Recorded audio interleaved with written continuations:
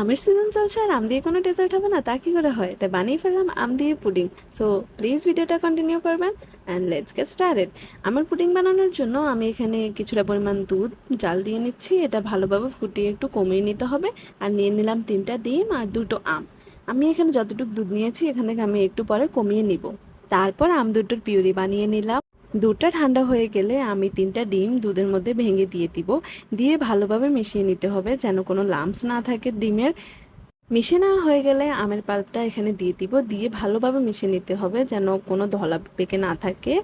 তারপর আগে থেকে রেডি করা ক্যারামেলের পাত্রে আমি মিশ্রণটা ঢেলে দিব।